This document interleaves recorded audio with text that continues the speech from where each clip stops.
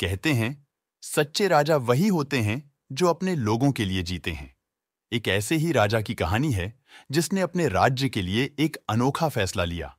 आइए जानते हैं, इस कहानी को बहुत समय पहले की बात है। गंधर्वगर नाम एक छोटा सा राज्य था। यह राज्य अपनी प्राकृतिक सुंदरता, शांतिपूर्ण वातावरण और न्यायप्रिय शासन के लिए प्रसिद्ध था। गंधर्वगर के राजा महाराज धर्मकेतु अपनी प्रजा की भलाई और न्याय के प्रति अपनी निष्ठा के लिए पूरे राज्य में आदर्श माने जाते थे। वे बहुत बुद्धिमान और साहसी थे, लेकिन एक दुखद सच्चाई थी, उनका कोई वारिस नहीं था। राजा की कोई संतान नहीं थी और वह यह सोच सोचकर परेशान रहते थे कि उनके बाद राज्य का क्या होगा। उनका मन हमेशा इस चिंता में घिरा रहता कि राज्य की देखभाल कौन करेगा और क्या उनके बिना यह राज्य उसी तरह चल पाएगा।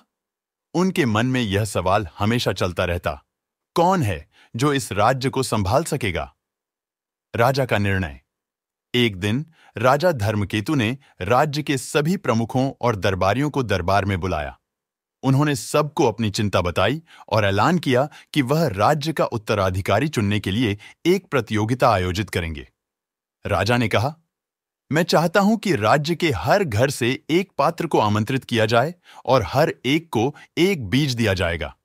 जो व्यक्ति इस बीज का सबसे अच्छे तरीके से पालन पोषण करेगा और 1 साल बाद अपने पौधे के साथ दरबार में आएगा, वही मेरे बाद इस राज्य का राजा बनेगा। राजा की यह घोषणा पूरे राज्य में चर्चा का विषय बन गई। हर किसी को अपनी प्रतिभा साबित करने का एक मौका मिल रहा था। लोगों ने इस प्रतियोगिता में भाग लेने के लिए तैयारी शुरू कर दी। प्रतियोगिता का आरंभ। कुछ ही दिनों में राज्य के हर कोने से लोग अपनी उम्मीदों और सपनों के साथ दरबार पहुंचे। राजा ने प्रत्येक व्यक्ति को एक छोटा सा बीज दिया और कहा, तुम सब 1 साल तक इस बीज की देखभाल करो और 1 साल बाद जो व्यक्ति सबसे सुंदर और स्वस्थ पौधा लेकर आएगा, वही मेरा उत्तराधिकारी होगा। प्रतियोगिता शुरू हो गई। राज्य के हर कोने से लोग बीज लेकर अपने अपने घर लौटे और इसे बोने की प्रक्रिया में लग गए।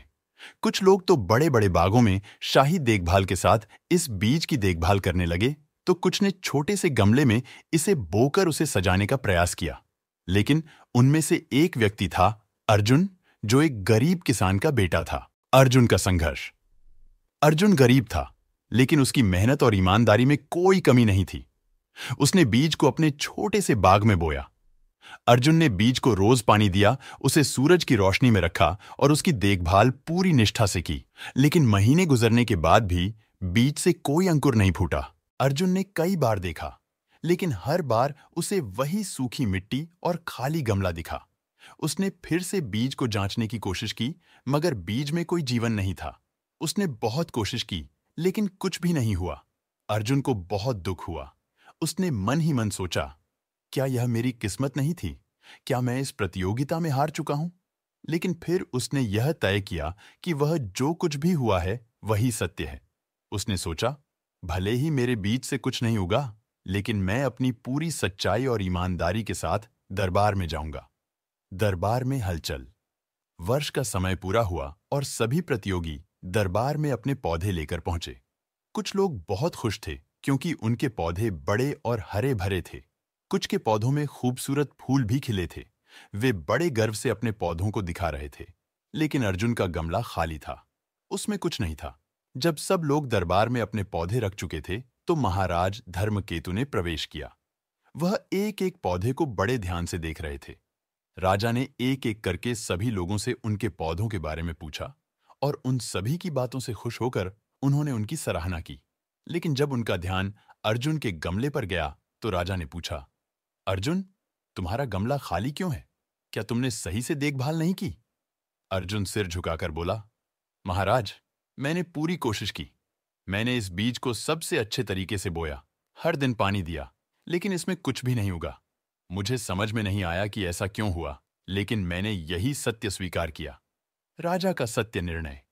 राजा धर्मकेतु ने गहरी सांस ली और फिर उठकर कहा, प्रजा, यह प्रतियोगिता सिर्फ इस बात का परीक्षण नहीं थी कि किसका पौधा सबसे अच्छा उगा, बल्कि यह परीक्षण था कि कौन सच्चाई को स्वीकार करता है। यह अर्जुन था, जिसने पूरी ईमानदारी और सत्य के साथ अपनी बात रखी।